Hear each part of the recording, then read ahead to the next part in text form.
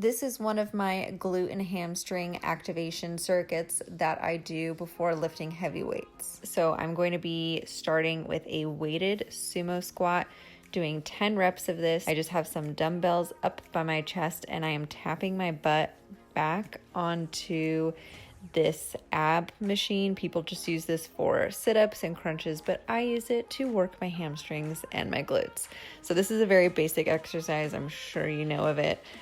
The other ones will be a little bit different. Just squeeze my butt up at the top. Make sure to put that mind muscle connection on your glutes and your hamstrings. Next, we're going to be moving on top of the machine and performing what are called Nordic Curls. So I'm putting my heels underneath the pads, flexing my feet and pressing my heels into the pads.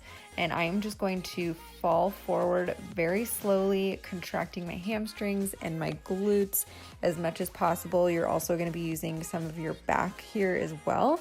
My chest is tilted slightly forward. It is not perfectly straight with my legs. And when I fall, I use my hands to press myself back up. I don't see people doing Nordic curls a lot because people often use a partner to hold down their heels, and it's a little bit harder to get this all set up with a barbell to be able to hold down your heels. But I find that this machine works really nicely to do this. It's a little bit different of a setup. Your heels are a little bit higher, and because it's a decline, I'm falling further forward, but I just take it as an extra challenge. I'm going to perform 10 reps of these, and I'm just taking these slowly, resetting when I get to the top because I have a very bendy back and I do work my core a lot. I have a pretty strong core, and these are also really challenging. You can even check out the glute guy, Bret Contreras, and he actually has a video on how to perform Nordic curls. So I will put a link down below in the description for you on that video.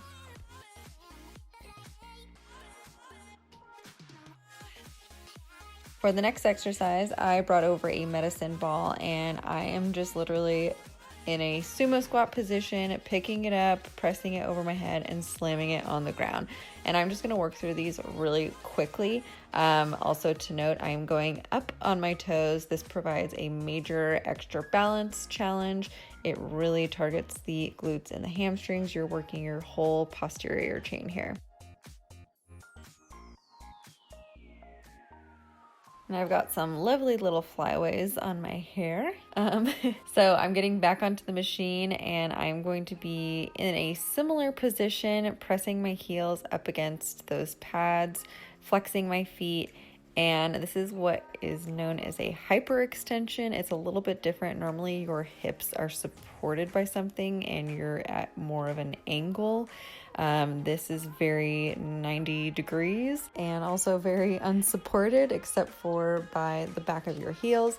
My thighs are perpendicular to the ground. I'm bending at the hips and I'm trying to use pretty much purely my glutes and my hamstrings to lift my torso up and down. So this will get a little bit into your back and you will see that I get very bendy in my back, which is not okay. So then I have to sit, reset, focus on tightening my core, and then I'll jump back into it with a little bit more strength. That is the activation circuit. I'm going to repeat this 3 more times through before I go lift some heavy weights and grow those glutes.